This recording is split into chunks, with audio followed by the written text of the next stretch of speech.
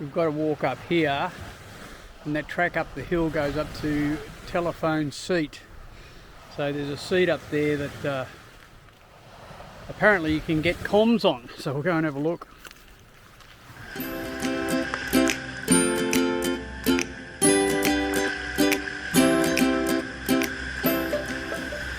Well, we don't wear skimpy bikinis. Hell, it frightens me when I take my shirt off. There's definitely no one pregnant here. This is motor sailing for old dudes. We do live on a boat, and we do cruise extensively along the Australian coast. Join us and visit some great destinations. Learn how to look after a boat and live off grid. It might even get you enthused to do the same thing.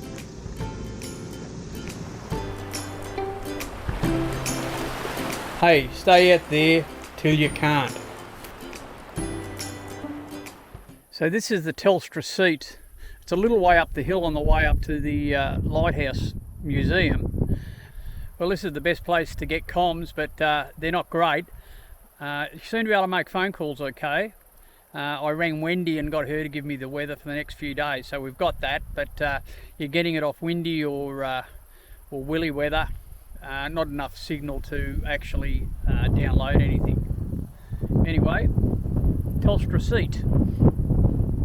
Well, we're anchored in East Bay on Deal Island. Pretty tight anchoring in here. There's a lot of kelp around, very hard to anchor in. You need the fisherman anchor really. Even the sarker struggles in the kelp, but we found a sandy patch and dropped the pick in it. We may be a little bit close to the cap behind us, but we're hanging on all right, so we're going to stay here the night. It's amazing how the swell gets in here, like it's really well sheltered, you reckon, but still a little bit of swell getting in. It was a pretty ordinary trip over here. We were supposed to have light winds. They forecast 5 to 10 knots, but by the time we got to Deal, it was blowing, I reckon, 25, 30, and pretty well just off the nose. So the sail didn't give us much. We did pick up a bit of speed, but it was a bit too fine to give us the speed we want, and it was a bit of an ordinary trip across. Anyway, we're here at Deal, anchored up, and this is where we'll spend the night. Sunny day tomorrow, fingers crossed. The first day of 2023, and it finds us anchored in East Bay, Deal Island.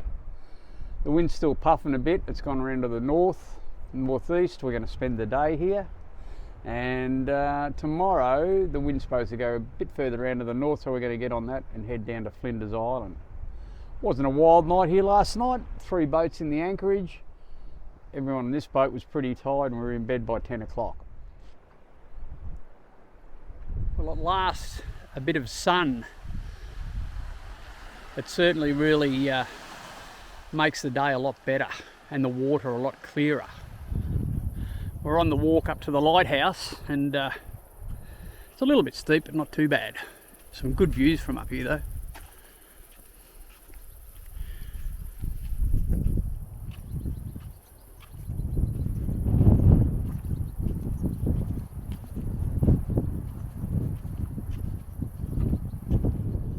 We've just come up to the lighthouse on Deal, and we've met Tom, who's caretaking here for 3 months. So enjoy the job, mate. Absolutely. Yeah. I was a bit worried I might get bored while I'm here, but we've been here a month. It's fantastic. Yeah, bit of serenity, I imagine. Oh, absolutely. Good for the soul. And so you're here for 3 months. Yeah. Yeah. And what, they fly you in, fly you out, or on a boat? Yeah, they fly in. There's an airstrip sort of just 10 minutes down that way. Okay. A light plane brings you in. You got to bring 3 months food with you. Yeah. And then they fly off and leave you to it, pretty much. Yeah, great. Yeah. Well, it's the first time I've been here on my boat. I've been here a couple of times on other people's boats, but it's the first time I've been here on my boat, and just love the place. It's good. I was in Townsville this time last year. It was a bit different. A little bit cooler down here, yeah. So different in the water. Yeah, no, the water's beautiful here. So this was the lighthouse keepers' cottages originally? Yeah, it was. Yes. Yeah. So how many lighthouse keepers do they keep here? So there's at any one time there was a head lighthouse keeper who was in this building here, which is the museum now, and then up at the lighthouse itself there were a couple of other smaller buildings which are just ruins now, and there were a couple of junior lighthouse keepers up there. So the boss was down here, and The guys doing the work were up there. Okay, and I can see a big solar array there, so everything here is solar? It is, yeah. It's a backup generator, but that's a pretty new solar system and it works really well. So that's great. powering everything here, and the generator will only kick in if there's something wrong with the solar. Yeah, great. So you're responsible for the weather as well? Apparently. Apparently. Do you want me to get the wind to drop out a little bit for the day? Yes, please, and go around to the north slightly. Yeah, okay, I'll see what I can do. Dial it into that machine over there. I'll see what I can do. Yeah. Oh, thanks very much, mate. It's been a no pleasure problem. meeting you. Thanks very much. And Enjoy your time here. yeah, thanks for making us welcome. Great. Righto.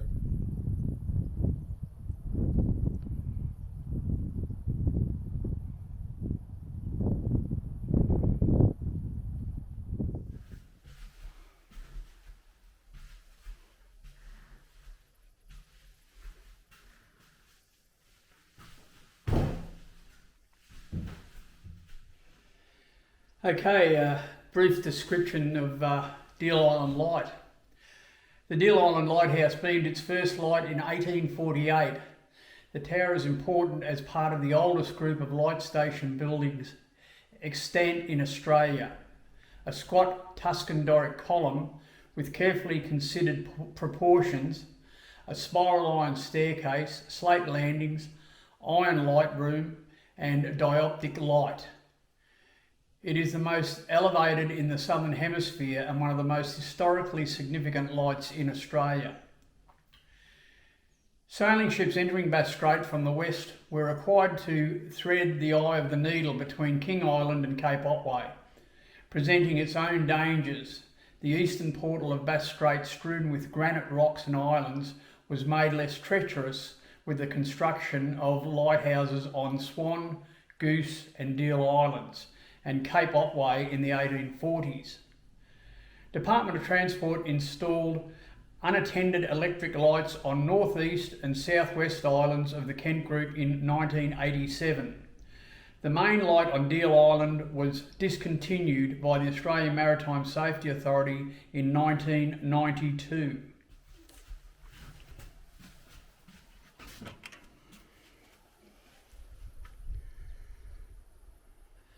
So that's the Deal Island light station. The light itself is quite a bit of walk up another hill, and I'm not going to do that, but it's worth a walk up to the old light station just to visit the museum, see a bit of the history, and meet the caretakers, who are probably usually as friendly as the guy we met this morning. And if not just for the views, so you've got views up towards Flinders and back towards Wilson's Prom. Fantastic, especially when you get a bit of weather like this. Next job is to get the wind to go round to the north a little bit more, and we're going to head for Flinders Island. It's gone right round to the north now, and it's blowing into East Cove pretty severely, so we're just going to skip across Murray Strait to Erith Island. There's a pretty good looking beach over there, so we'll go and check it out and anchor up there for the night.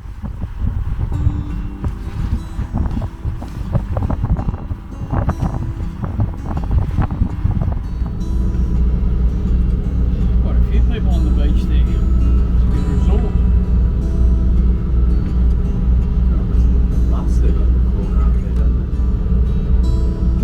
I hope they like sharing.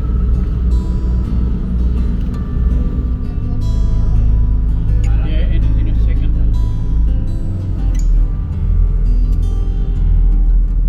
This is going to be us.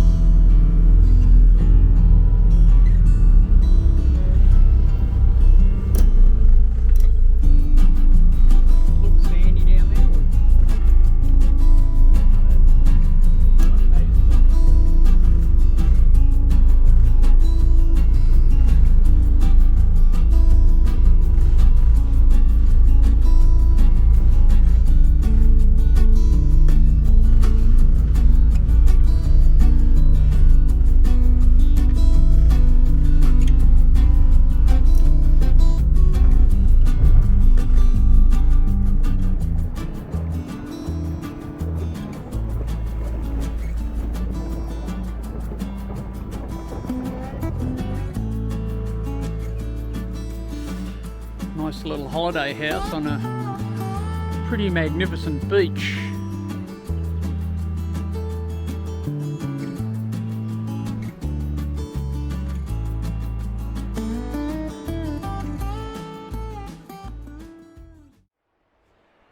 had a good night here at Eris Island, and I'm just trying to see where the wind's coming from there, but it's very light. It's a lot lighter than it was yesterday afternoon. It's supposed to be around to the north, but not much movement in the clouds. So we're going to get ready and head over to Flinders. Probably about a 36 nautical mile trip, but we'll get down there before lunch. Maybe kill a cranky, we'll see what the wind's doing when we get down there.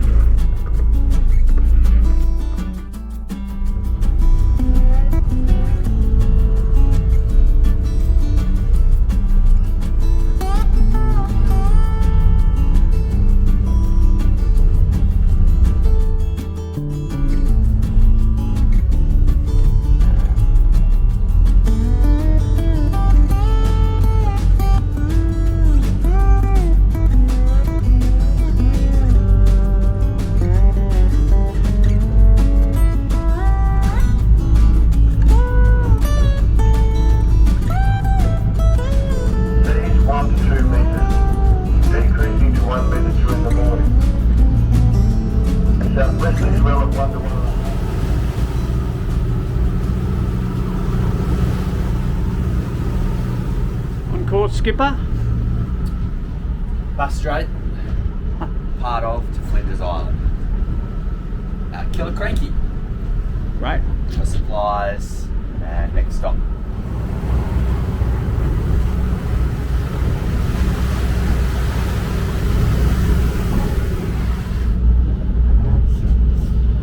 Another island up in front. We're just passing Craggy Island now. A lot of islands out in the middle of Bass Strait, but a lot of them don't provide much shelter. They're pretty well steep into the depths, so I don't think there's much shelter at Craggy.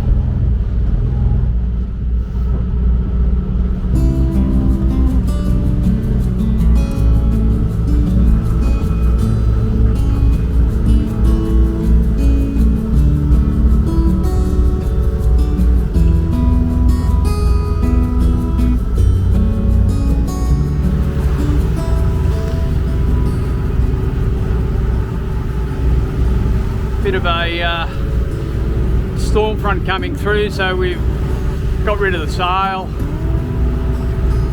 Not sure what's going to come out of this weather, so always be prepared. Always to be better in front of it. If you think you've got a shortened sail, you should shorten sail. That's what I reckon. And yeah, there could be some nasty wind coming out of that. We'll wait and see. There's been a bit of lightning and that associated with it.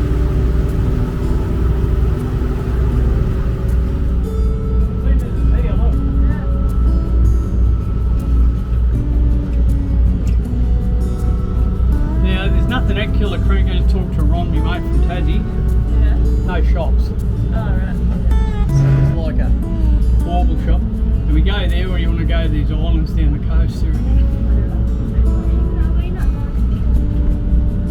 Don't know. We can go in and have a look.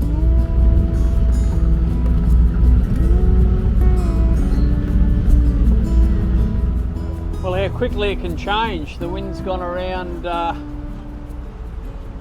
180 degrees, back out of the east again now, but it went southwest there for a little while. The rain has flattened the sea out, so it's not too rough, and we're about an hour out of Killicranky. I just called Alan at Radio Killicranky, and he's got a mooring available there, so we'll make use of that. Hopefully this squall goes through. It looks a bit light out the back here, so hopefully the squall goes through by the time we get there. We won't get too wet picking up the mooring.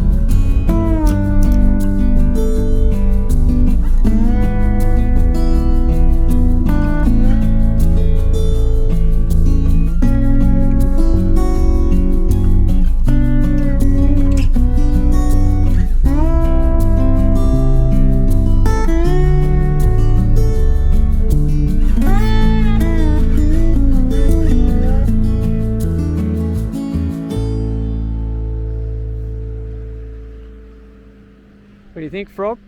Pretty beautiful. Just came in with the storm, didn't we? Big lightning, big thunder, but we're here.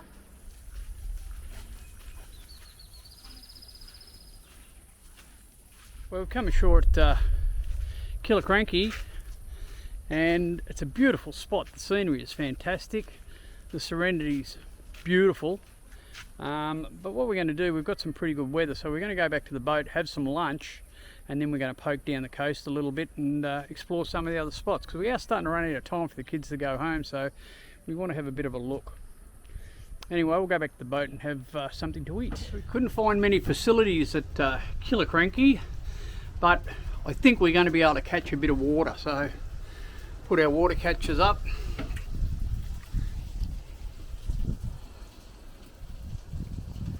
And I think we'll be able to fill all our water containers up and be right for another week or two.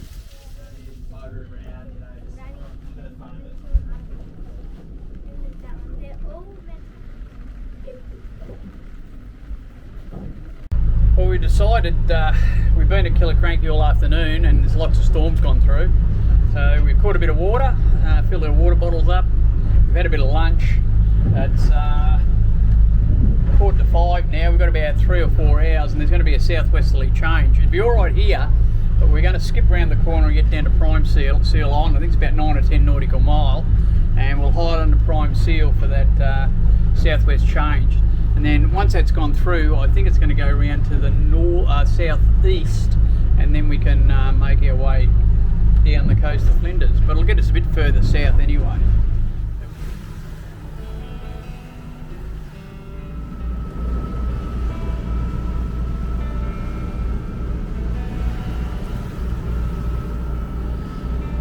We've got to thread the eye of the needle here, going between Sentinel Island and Flinders Island. A very deep, narrow stretch of water.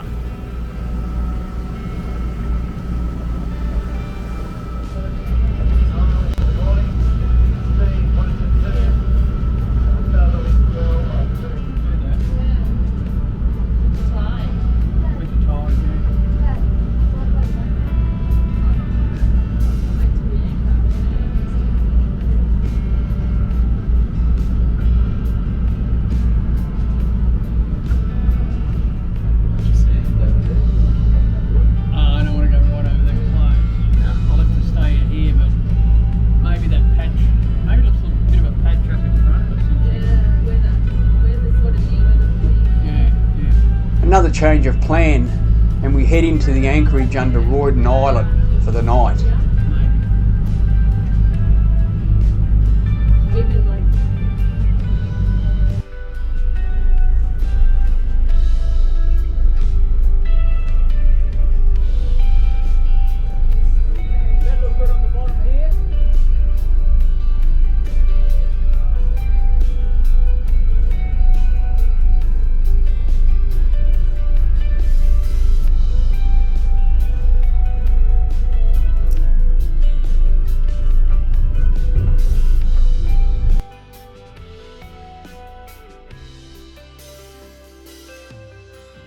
Hope you've enjoyed that episode. Next week we'll take you to White Mark, have a look around there, and then down to Badger Island before we leave to head across to the Tamar River.